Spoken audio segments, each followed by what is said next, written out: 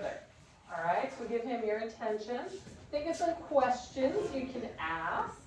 Okay, and I'm going to do roll while he gets started. All right? Hi, everybody.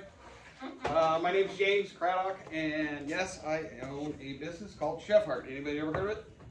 It's in Okanagan. We've had a store since December. I wouldn't expect you to have heard of it. So this is a great opportunity for us to be able to just share with you. Can I get 1 or 2 volunteers? I need to pass out some cards. Come on, volunteers. Yeah, if you're sitting up front, you're Come probably on, good. you got this. He doesn't Somebody else? bite. Well, get your butt up. Just want to get some cards in everybody's hands. When you get a card, I'm sure you have pens and pencils. On one side, write your favorite thing to cook. On the other side, write your name. These will be used in the raffle at the end. I have a few things to raffle off. So, hey, contribution, participation always pays. You said everybody just needs one? Yep, just one. They can choose the color if they don't like the one you give them. When you fill it out, I will have these guys go around in a moment and pick them up. And when they do, they're going to give you a sticker and a pog. This is from our business. Just drop it. Let's go. Okay, you're supposed to write your name and what Name else? on one side and what you like to cook on the other. Your favorite kind of food to cook. Not to eat, because usually that's 2 different things. This is a cooking class. Yeah. Although an eating class would be fun way to get credits. It's kind of an eating class.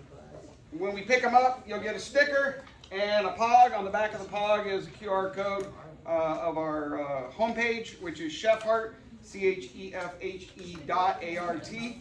and that's listed on here as well.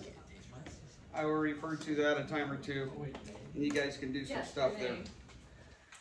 How many of you here, let me ask you, let's just kind of get acquainted. How many of you here want to be a chef, professional chef, and you're in here because this is the path you're on? Nobody. All right, typical high school class. This works. All right, you're in here because May's an awesome teacher, right? All right, raise your hand. How many of you here are musicians? You play an instrument? Got 1? Or 2? Good, good. How many of you here are artists? You paint? You poetry? Anything of that nature? 3? Good. All right. I find that art tends to mimic itself in all these different disciplines. You have music. In music, you have certain elements and you have certain principles that all work together to make the music what it is. You have things like pitch and rhythm, dynamics, tempo, balance, contrast, emphasis, variety, etc. Same thing when you look at the visual arts. When you look at a painting, you have these elements of line, shape, form, space, color, value, and texture, and you have various principles of design that make them all work together. Balance, contrast, emphasis, movement, rhythm, unity, pattern, proportion, etc. When you're cooking, and what makes cooking fun, so I cook for my family. That's how I learned to cook. That's what caused me to start a spice business. I cooked for my family, and that was 4 of us for a long time. Now it's 3 of us. And I found that I got tired of using spices that had no flavor. I was pouring half a jar of spice on my food just to get any flavor out of it. When you cook, you are cooking with principles when you just cook, whether how you heat the food up, how you put it together, etc., that have been around for thousands of years. How good your ingredients are make a huge impact on how good your food is. But the next thing in line, and pretty much the pivotal thing in line, is the spices that you use. And learning how to use spices can give you a real edge in making your cooking taste good. And I'll tell you, what's the number one thing when somebody says, hey, this tastes really good? What's the number one thing we say that we made it with? Anybody? When they say, hey, this is an amazing meal, what'd you put in it? We always say, oh, we put in love. That's like the common response, because the chef usually doesn't want to go into everything they did in order to bring that meal about. But the reality is, when you put your time and effort into a meal, you really are putting a lot of love into it. And I know that when you're cooking for your family, and maybe your parents cook for you, in my house, I have it made. I get to do all the cooking, and my wife and daughter do all the cleaning. I didn't set that up. That wasn't my rule. They decided that's how they wanted it because I cooked better. So I just got as good as I could do, or as I could cook, to avoid ever having to do the dishes. And it worked. It's still working. I don't have to do the laundry either. I don't know how I got out of that one, but So anyhow, the idea of thinking about your cooking as an art is really motivating, because when I get in the kitchen, I tell everybody, get out, put on my earbuds, I got my I don't use recipes, I got my ingredients, I have my idea, I have a vision, just like when I step up to a canvas, I play a little guitar. Whenever I do anything artistic, I have somewhere I want to go, and I hopefully have a plan to kind of get there. But if you plan everything out, you lose me. I don't like recipes, I don't like baking. Baking is science, in my opinion, and cooking is art. When I was like 18 to 25, somewhere in there, I was in the Navy, and I would go home to my sister's house or hang out with my buddies, and they'd open the fridge and go, hey, there's nothing in here to eat. I'd be like, are you kidding? There's all kinds of ingredients. And before you knew it, I was the king of nachos. I could make nachos out of just about everything.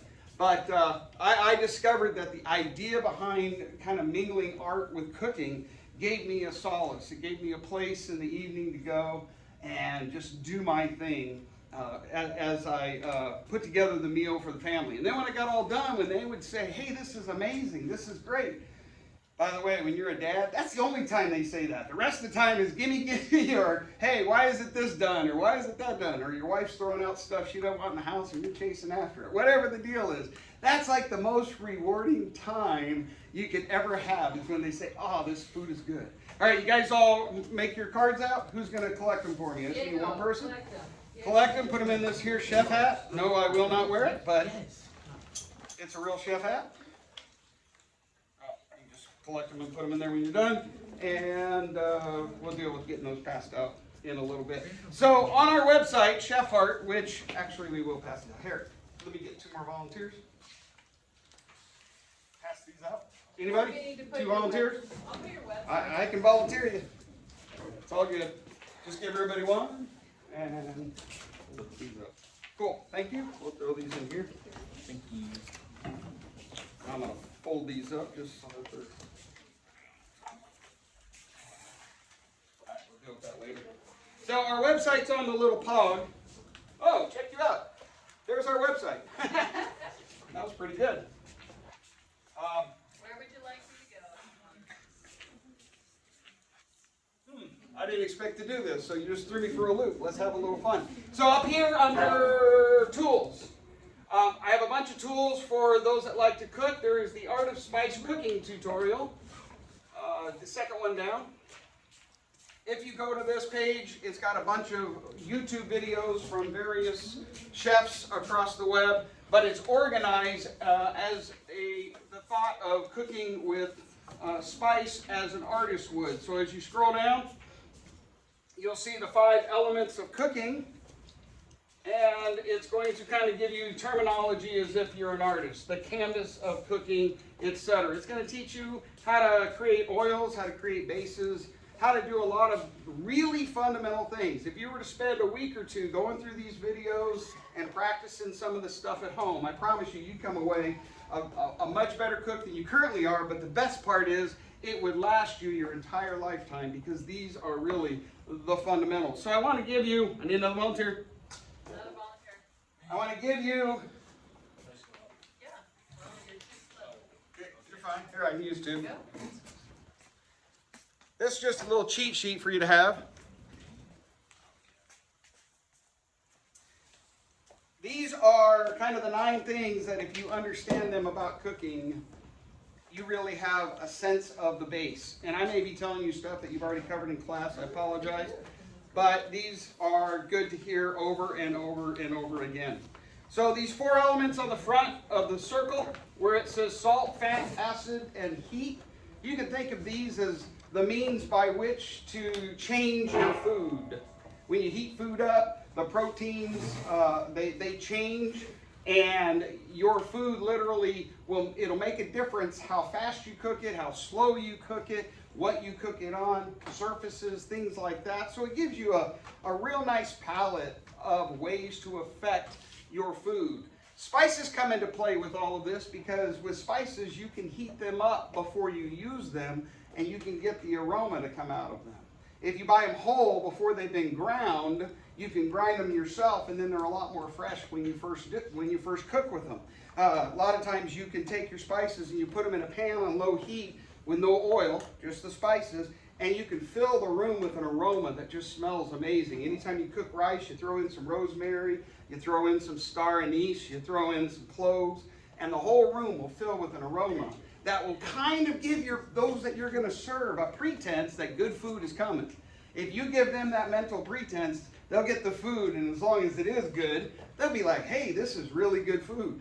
It's part of the process. All 5 senses get stimulated when you cook. So here you have salt, fat, acid, and heat. Fat is a good thing in cooking. It moves heat around. It allows flavors to meld. And of course, heat is necessary to pair it with. Acid kind of does the same thing that the heat does, but without heat. It changes the protein in a kind of a molecular way. And sometimes you probably heard of ceviche, which is where you take like shrimp and other seafood and throw it in and add some vinegar, let it sit, and that becomes a meal in itself. And then on the back, you have the 5 basic tastes: sweet, salt, umami, sour, and bitter. So sweet and salty, sour, bitter, and umami. Anybody know what umami is? That's what you called your mother when you were real small. Umami. No. Umami is kind of, I like to call it the cradle of spices. You got your salt. Salt amplifies all your other flavors. So after we make a blend, sometimes we'll add salt to it, and all of a sudden we go, yeah, now we can taste all the different components of the blend. But you got salt, then you got sweet. Sweet and sour, they balance each other. Now I have right here, and I'm going to let somebody go around and put a little sprinkle of this. Actually, I will. Hold your hand out. This, in case you're allergic to anything here, is granulated honey and espresso salt. May's smiling. She knows how tasty this is. Bought that. We bought 5 or 6 of those for the class. This is good for the top of your coffee, on an ice cream. Better with just one hand. It'll be easier to. If you don't want any, just tell me. This is a perfect balance of salt and sweet.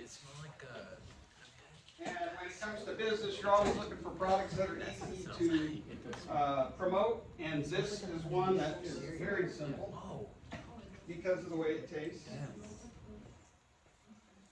And because it hits that very basic, fundamental flavor profile of salt, salty and sweet. Anybody not get any? Anybody not like it? Anybody not like it? Oh, that's pretty good. Usually there's one person who goes, nah, I don't care for it. It's good. Spices are very subjective, and so we find that as we make them, the trick for us is we don't put any GMOs or fillers in.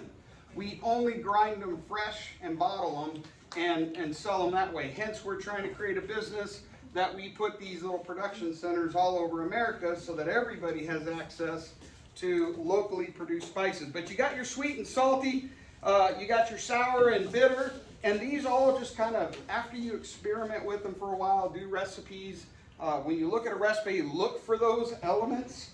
And then umami is a lot of times found in soy sauce, mushrooms, things like that. I won't make you taste a mushroom blend, but we have 4 mushroom blends, and they culminate, where to go? They go from mild to hot, and they culminate in this hot one. Oh, here it is, Fiery Embers. I made a little mushroom character, and I make digital videos with him, put him online and stuff. This is amazing, but it's made with habanero salt. Most teenagers don't like hot as it is. But the habanero salt's not that hot. But what the mushroom does is it cradles the rest of the flavors.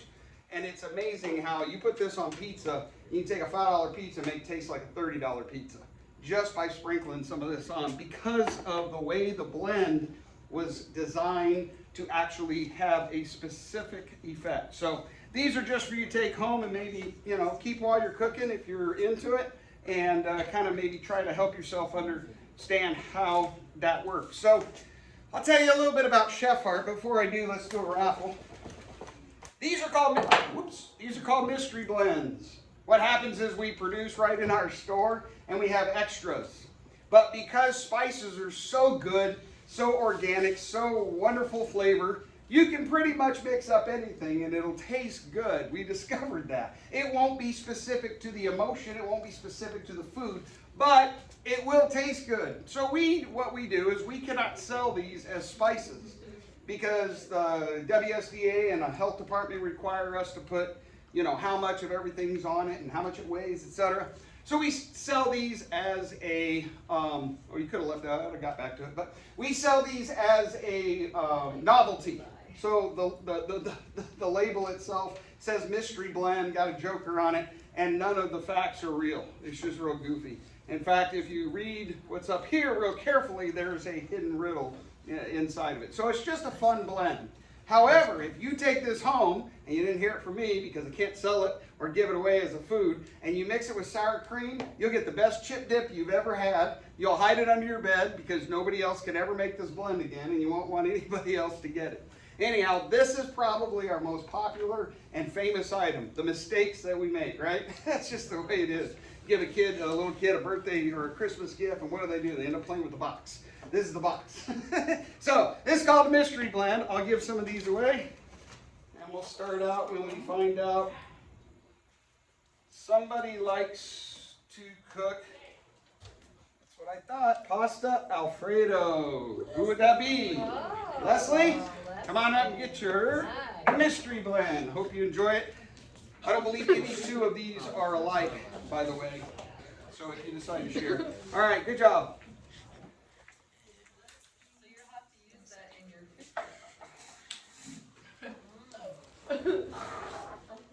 I'm going to tell you a little bit about Chef Heart. We're a company, we're a corporation. I actually have a business called Marble Media. Marble Media is a digital marketing company that has, for the last 10 years, been capitalizing on characters and digital characters and how to utilize them in promoting a business and other things. Interestingly enough, that found its way into these spice blends, and these spice blends are really just a front for a bigger idea that we have with Marble Media that I'll tell you at the end. We're out of here That's too. wrong. That's right. We have to win? Half hour. Oh. You got that. So, Chef Heart is now there's a business side. I just figure I don't know what you want me to talk about, so I talk about cooking. I'm going to talk about the business side. All good. We started this company and called it Pepper Fusion right before COVID. In fact, I launched the company, did all the paperwork with the government to make it a real company, built an entire production facility out of a commercial kitchen in Okanagan. And on the day I started it, my birthday's August 25th, I started it on my birthday. Exactly 1 year later, on August 25th, I had to close it. Because in the middle of that was COVID. And COVID made it really hard for us to market. We couldn't sell anything locally, couldn't promote anything. Pepper Fusion was the idea initially, and just take a listen to this, because you never set out to build anything and actually build what you set out to build. I don't care what it is, unless you got plans that somebody else already went through the heartache to make, and you're following a blueprint. We set out to fuse pepper with different spices. Because at home, I was always eating pepper. Now, I don't know if you understand the vitality and medicinal qualities of spices, but pepper's one of the best. Keeps your blood flowing, keeps your body regular. If you can eat pepper, get really good, liking pepper, and I put lots of spice on, I'll coat something with pepper. If you can do that, you'll just have this secret agent working inside your body all the time to help keep you healthy. There's a whole lot of other tricks of the trade, but that's one of them. And so I thought, man, if you could get pepper in people, but it tasted good, then that'd be a good business model. So we went after it, we called it Pepper Fusion, and we realized that if you would grind the pepper in a grinder with the spices, instead of just mixing them after you grind them individually, the essential oils, because all of these spices have oil in them, they would mingle as a liquid.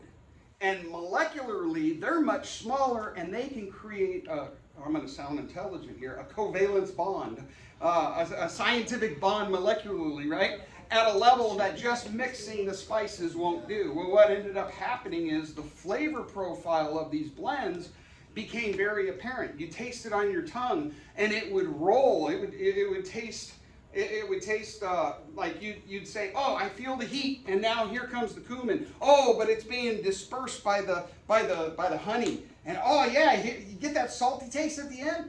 And we started recognizing these different patterns. Well, we put it out on the web, and We used a different technology. Mind you, this is COVID time, so AI and ChatGPT, none of that had come out. And we had to piece together all these real clunky pieces of software in order to present this on the web. And what you could do is you could go pick from a number of spices we had up there, and you could create your own blend.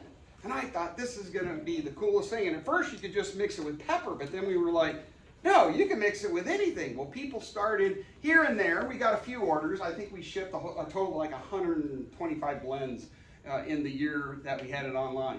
People started making orders, and we'd get them and go, well, this ain't going to work.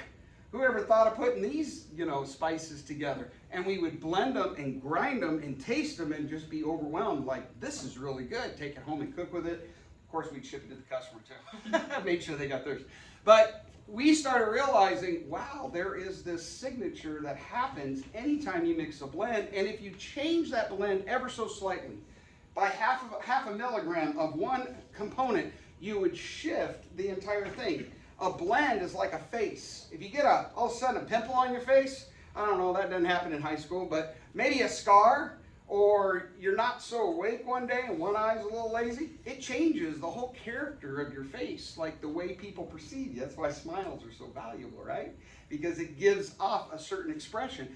Spices are very much like that. They're like a face in the overall dynamic. So that was Pepper Fusion. We shut it down, and I said, look, that was a whole lot of work. I put $40,000 or $50,000 into it.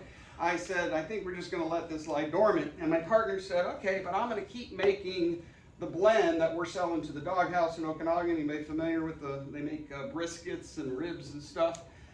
So he, at his house, kept making this blend every week and shipping it into the doghouse. And they would pay us.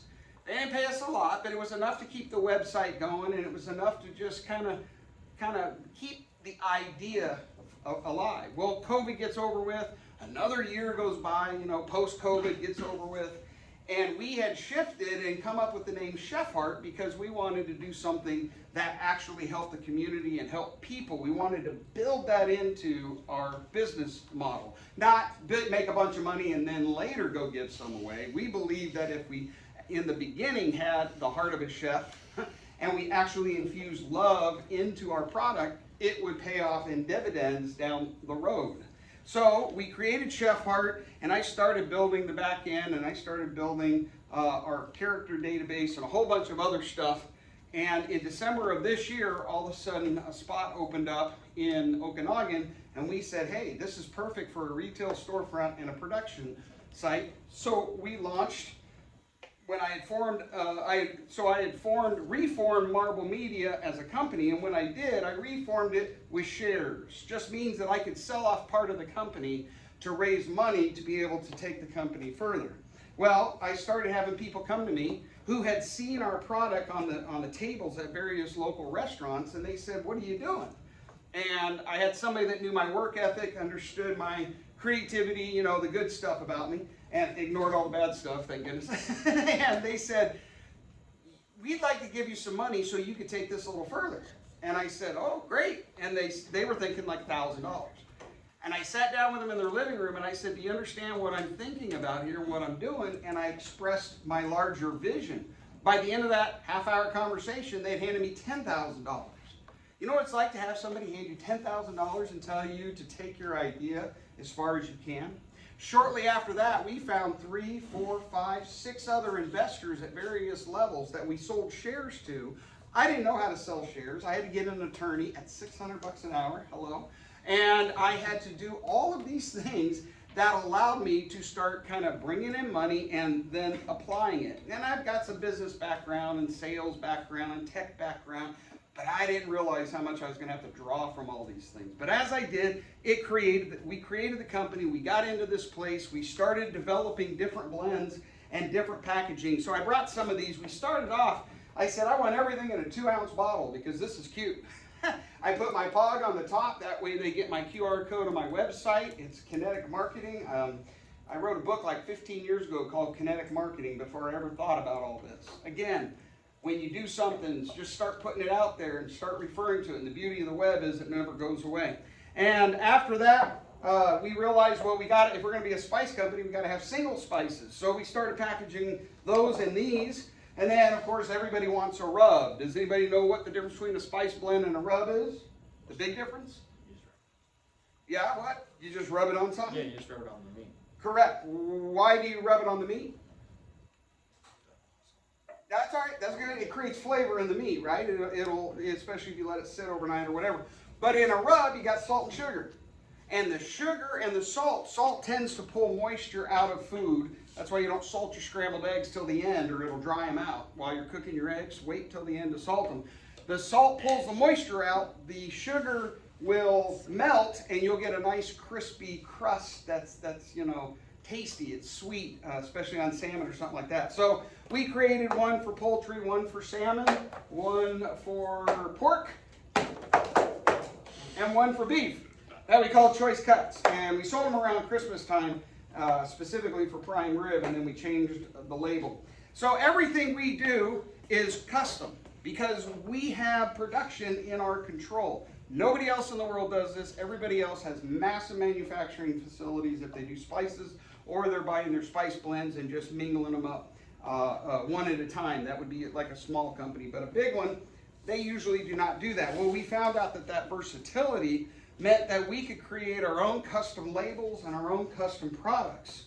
These are infused salts, so they're salts that are infused with, this one's infused with black lava.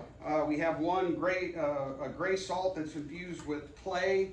This one's a Leah Hawaiian salt. It just happens to come from Hawaii, and that's how it's made. And we got a bunch of others in the process. But we realized that, all right, with all these different jars and the price points that we need and the money we need to make per jar, we can create standardized packaging, but we can also do specialized things. So this right here, I heard some guys kind of joking around. You want your Burger Bliss, you want your cheese and macaroni, you want your ramen boost. This is a set of 8. We call it Campus Cravings. And we do that because most kids, and I call, you know, high school, college, those ages are kids to me. College age kids, my son's in the Air Force, these kind of people, this time of your life in your 20s, you may not be cooking, but you want your food to taste better, especially if you're eating on campus or whatever. So we have a whole line of 8 of these that allow you just to throw this on your food, and it elevates the food and makes it taste amazing. This ramen boost, because it was meant for the lowest, like the simplest of food, is top ramen, right? This stuff is so good. People eat it straight out of the jar. I got one called Veggie, one for vegetables too, that they eat straight out of the jar, because we put our best ingredients in these blends just so that they can be used that way. And so as a result, the company itself, we created a footprint, and we created a brand, and we developed our logo and all of the pieces, and it happened little by little by little by little. And we, you know, on a daily basis, we wonder, is this really going to take off? Is this going to make us millionaires? Is this going to, you know, do what we want it to do? And a lot of times you just got to kind of step out by faith. Here, I'll throw out another. Who likes tacos? Is that what it says? Yeah, tacos. Emma Garcia Riviera, there you go. All right. You get you. Yep. So that is how Chef Heart kind of came to be from a business perspective. Our passion for spices, we sit in there all the time making new spice blends and thinking up of different ways to approach it. But then what's been happening is people will come in and they will tell us what they want in their spice blend. As we created Chef Heart, different from Pepper Fusion, ChatGPT came about. Well, during the time, go ahead and put the website back up for a sec. During the time that ChatGPT came about, I was in the process of creating digital characters and creating a way to create a profile for these digital characters so they would have a personality or a persona. And so basically, I discovered a means by which to take a persona from a person, place, or thing, and digitize it so that it could then be used in the digital space. Well, when I realized what ChatGPT could do, and I was already working with these blends, kind of mixing and matching them on my own, I started programming ChatGPT to take my system of the persona being able to grab the persona and digitize it and apply it to spice blends. And we found out that we can now make a spice blend that is perfectly tuned into an individual's personality or persona. So, yes? So I'm going to say something to that because traditionally when you're dealing with AI and the education system and teachers, what's the feedback you get from that? Bad. Oh. This is an opportunity to use it as a thought partner. So, like, we're developing our food truck, and you guys are going to come up with a menu for that. I don't have an issue with you guys utilizing AI. These are things that expand our mindset and allow you to go to different directions that you may not think that you can go. So, if you're using it as a tool, not as a copy-paste, this is where this can show you that it's taking a business profile to a completely new level. And those are some of the things that you can do in cooking, spices, whatever it is you're doing. As long as you're using it as a partner to your thought process, then you're growing and developing with it. And this is a prime example of that. So it isn't always a negative. And I just want you guys to think about that, because it's not always a negative. Of course, you have to stay within the lines of the rules of the context that you're in, which is high school, right? And she is absolutely correct. I look at AI as my big brother. And I have an older brother. He's 15 years older than me and 500 times smarter. He's got an engineering degree, and he laughs every time I tell him anything from the right side of the brain because it always conflicts with his left brain way of thinking. However, by talking to him, I tend to understand that, oh, I am right, because he's got a way of framing it mathematically and everything else. So I treat ChatGPT as my older brother. One thing you can do, the thing you can do with AI and with ChatGPT is you can train it so that it gets a context of what you're thinking. So I'm doing stuff that nobody has ever done, ever.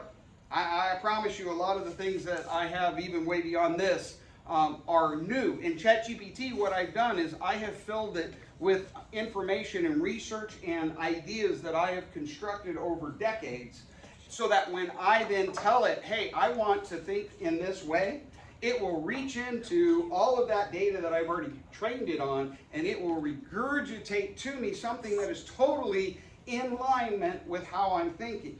That's where your thought process comes in. That's where that benefit and that meld is. Because you can go into ChatGPT and say, hey, create a food truck for me. But if you do it the right way, which is using your own brain and saying, hey, my name is William, and I am a student in a foods class. I have to create a food truck. I like eating. Cheeseburgers are great. I like hot spices. And I enjoy cold walks in the rain, and I need to create a food truck with a logo, and these are the things I love, like, want to do, how to do it. Then it builds it from all your thoughts. That becomes original. It is your original thought. It is your original path. You're not cheating. You're just funneling all this information, and you have something that can think faster than you can think and create some of that on a different level. Then once you have it, you ask more questions.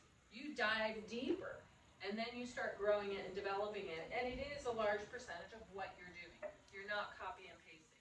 You're putting in all your thoughts and your directions. So that's what you have to think about as you go further there. There's an old proverb that says that there is wisdom in a multitude of counselors. If you're a CEO, which I wanted to be a CEO all my life, and the only way I could get there was to build my own company. But as a CEO, I'm learning that CEOs don't do it all. They have to build a council around them of people that are smarter than they are. You got to have the humility to accept their wisdom. And then when you choose them, you say, if they say something to do, I'm going to follow that. Well, ChatGPT and AI tends to be a real robust multitude of counselors. I literally created multiple characters in my ecosystem of ChatGPT that each have specialized skills, and I call them to my boardroom, and I pull them up, and I stack them in my ChatGPT, and I query them, and they give me responses and advice. It's really kind of cool the way you do. If you ever read Think and Grow Rich, you'll find that some pretty profound people in history have done very similar things, but without AI. So there is a thing called a unicorn in business. A unicorn is a company that has $1 billion evaluation. It means that their company is worth $1 billion on paper based on the idea, the infrastructure, some of the revenue, etc., when you put it all together. To date, there has not been a single owner unicorn yet. It's always been teams of people, groups of people that build companies together. I own my own company outright. Even though I have investors, I'm still the only owner. I have a $12 trillion business plan, literally, because if you're going to shoot for the stars to land on the moon, you write it that way. And I'm on track with everything that I'm doing to take steps to literally become, at least this in my mind is what I'm trying to do, and it's what motivates me, the first unicorn. I want to be the first sole proprietor that has $1 billion evaluation. When I started this company, I wrote myself a $1 million evaluation. I wrote a piece of paper, 10 pages, that proved my company was worth $1 million. I didn't have $12 in the bank at that time. With that, I sold a bunch of shares, and it suddenly went to a $10 million evaluation. That's where it's at now. So this starts, here's what I want you guys to think about as we're going. Things are not always about food, and not always about spice, and not always about flavor, but you have a business that starts at what we call grassroots at the beginning, right? He doesn't work for Microsoft. He's not an NBA basketball player. He's not an NFL sports star. You have the ability, just like Mr. Craddock has the ability, to grow and create a business in any kind of environment based on your dreams, your thoughts, your goals, all of that. And this is kind of a prime example of something that has started from something somewhat small, but has an opportunity to flourish and grow. You guys all have those same opportunities. Okay? And that's why I think he's a prime person to put in front of you. It isn't all about food, right? It's about what you can do after you leave here. Or job shadow and say, hey, I'm kind of interested in this. Because I do like to cook. I don't want to go to culinary school. But I might have an interest in business. This is a great little business. How do I do that? How do I get involved? Or you want to go to culinary school down the line. And you want to go learn more. All these types of things can come into play. You're not restricted or held back from anything except yourself. Somebody likes a hot honey chicken sandwich. Right on, way to be, William. That's good. I expect that with your food truck, William. Woo, And, yeah. I like the idea of that yeah. one. Your spices that you have here, for those of you who have won a spice, you're going to have to integrate that into your menu. So hang on to that spice. The mystery blend food. Yes, it will. Going to have to do it. So, let me just take you down one other little pathway along this line. I've had a great interest in story, not as a, I don't read fiction hardly ever. I think I've read a dozen fiction books in my life, most of them in high school. Because I get lost when I read fiction. My mind wanders, I can't keep track of the characters. But you give me a tech manual, it could be 3 inches long, give me a tech manual this thick in an hour, and I'll tell you what's inside of it. Because I like reading left brain stuff and I like doing right brain stuff. I kind of mixed up that way. But the idea of story to me was a tool. And I was like, wait, story is powerful. And I realized story is the only element that we have in our entire world that allows us to connect. It's an ethereal tool. It's a tool that has no tangible, you can't grab a hold of a story and shake it by its tail feathers. I didn't know stories had tail feathers, but now you do. But story can move mountains. It can change people's minds. It can build entire nations. Look at our country's history. It's built on a narrative, and a narrative is what really moves us through life. The narrative that goes on in your head is what determines if you get up with a good attitude or a bad attitude, how you approach school, what you do with it. I have a son, he's 2 years into the Air Force Academy. We thought the Air Force Academy was going to be so full of cream of the crop, people that had better opportunity in schools and in big cities and everything. My son gets there, and granted, he's a good kid, he's a smart kid, he's studious, but he says, Dad, he went to Okanagan, but he says, Okanagan school totally prepared me for this huge challenge. It all came down to what I did with it. And we know what he did with it. He took advantage of every step that he had. So when you look at your goals, when you look at your dreams, when you look at your visions, you have to take them seriously, and you have to be willing to really fight for what you want, and then go, now how can I leverage all of this around me? It's amazing the tools that we have around us. today. So I had this idea of characters and story, and I saw the power of it, and I saw how it was used, and then I got into marketing, and a lot of people in marketing were using story to actually sell their products, but they were using stories kind of stories output. It's you know, way to make you feel good and the way to make you accept something. I realized story had intrinsic power in the way it was shaped and the way the characters were shaped. And so let's see, is products up here? Persona blends. Let's go there. I don't know if this will demonstrate what I want, but so I ultimately invented this idea of persona blends. Click on the play button here, and this is just a demonstration that I can take Elvis and I can make a rock and roll rub. And I promise you it'll taste like a 50s song because of the approach that I take and the way that we do it. And so we turned that and made it so that you can craft your own persona rub, your own persona blend. Oop, that page isn't working. I just had my website redone last week, so It may thank you. not, it could be us. No, I know. Okay. Because it says rub twice and I forgot to fix that. But, so we created persona rubs, and I really did. Let's see, I think I left without any, well, no, I'll take that back. So these are persona rubs. I have an Okanagan persona rub. So I think that where you're going is where we talked about earlier. So FCCLA, as our club, we are going to create our own persona rub for our fundraiser. Oh. So we're going to have an opportunity to go down there and go through some of this, and then that will be our club fundraiser. That's some of the things that you can do with these spice blends. Cool. So a persona blend, I thought I brought the other ones, is basically taking a person, place, thing, object, idea, whatever. I take people who want to get married, I get information about them, and I create persona blends, give them a label, everything else.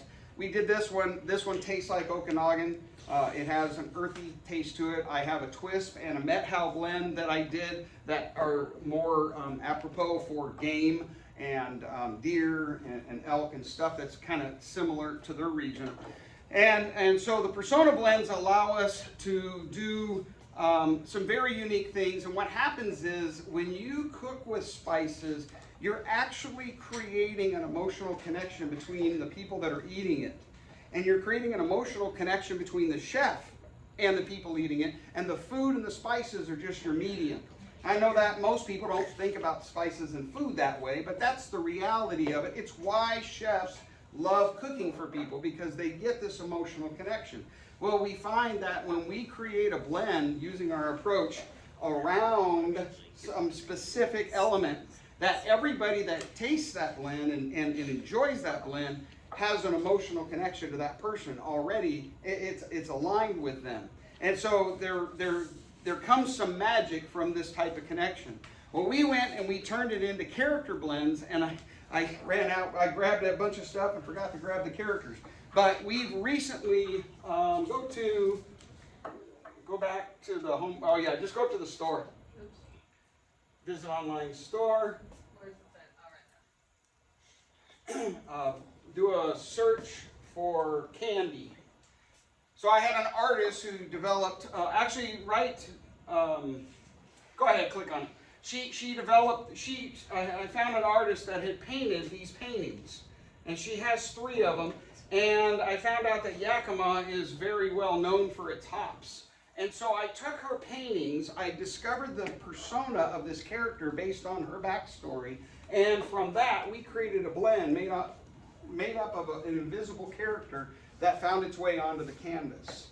It found its way onto the canvas, it found its way into our system. We turned it into a blend. I put this on barbecued onion over the weekend because we just finished making these.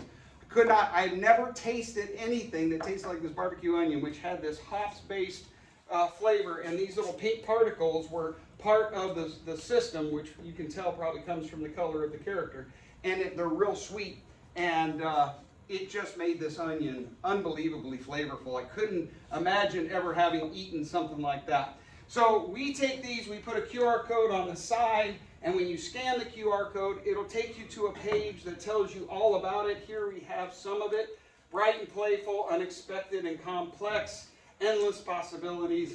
And it tells you how to use it. It'll give you to make with it and a variety of other things. But this is our character blend. Well, I'm going to take you to the last leg of this. Let me do another drawing here real quick. Because all of this, I told you, is just a smoke screen for something bigger. Somebody likes chicken Alfredo. There's a lot of chicken going on here. It looks like Rihanna. Haha, nice. Good job. What time? 3. Okay. 3 minutes. Ready to go? And I'll do one more here. Carne asada. Ooh, nice choice. Clarabelle. Clarabelle. All right, we'll do a few more. So, Marvel Media has, I have a side website. It's called 4D Story. And 4D Story I created out of characters with this idea of creating digital characters online that had the personas I was talking about. And I could do a lot of different things with them, but I never really got it off the ground because it was too hard for people to understand what it was all about and why you would use it. So I created Spice Blends because I had a venture capitalist tell me, nobody's going to fund your idea because it's not something that ships and makes money. So I created the Spice Blend so that I could now go back to them and say, hey, I now have something that ships and makes money, but it has the same ideas sitting behind it. And I actually applied for the Flywheel Investment Conference in May where they give $150,000 to the winner. I'll be going up against people that are creating robots and all kinds of AI-driven technology. However, I have a secret. This isn't where my ideas stop. If you can think about it, I can take a character. It's gone. I can take a character and I can extract the essence of that character and I can put it into a spice blend. Well, guess what else I can do? And I've got a technology background that allows me to kind of speak to this. I can put them in robots.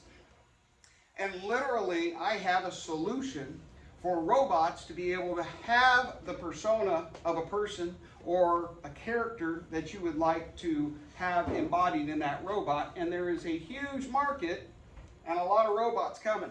Probably by the time you get out of high school, all of you, like you never thought you'd own an iPhone, and I was around before the iPhone and after the iPhone, I've kind of seen it, you're going to have robots in your lives. And I assure you, if I have breath in me as I continue over this next decade to pursue this, I am trying to get persona-aware and this idea into the robots. Excuse the interruption. Tennis practice has been canceled tonight. There will be no tennis practice tonight. That's it. No more tennis. Practice.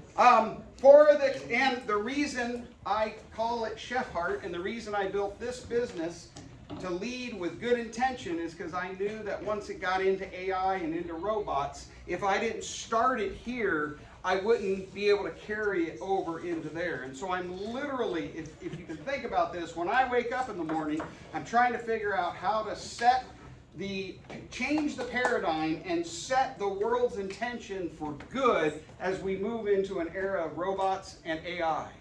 That'll get you out of the bed in the morning. That'll give you a reason to take the hard lumps when you're trying to build a business, and it's a pretty exciting way to go about it. I got 3 more mystery blends.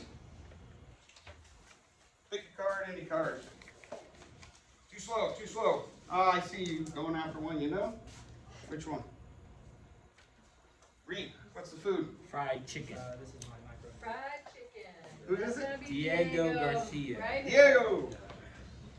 Okay. This one's yours? That's what I call it. That's pretty good. It's macaroni. What's your name? Huh? Aries? Aries knows how to play the system. All right. One more. I'll put this back. I'll pick this folded one up. Daniel Serrano. All right. All right, guys. Thanks for your attention. Thank you. Later.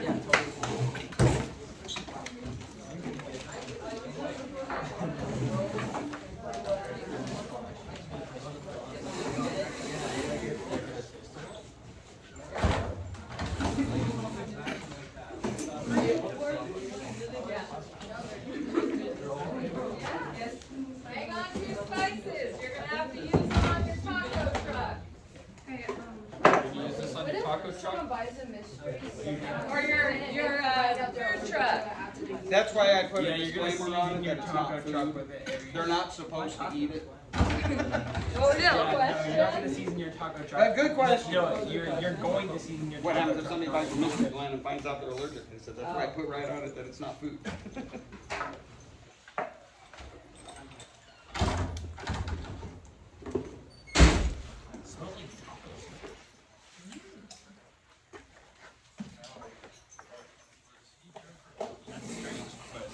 Good? I don't even have to use it with some of your. Tough idea. Oh, you guys are on the same team, so hey. Aries gonna open up a taco truck. Well, you said we haven't But that's the secret ingredient.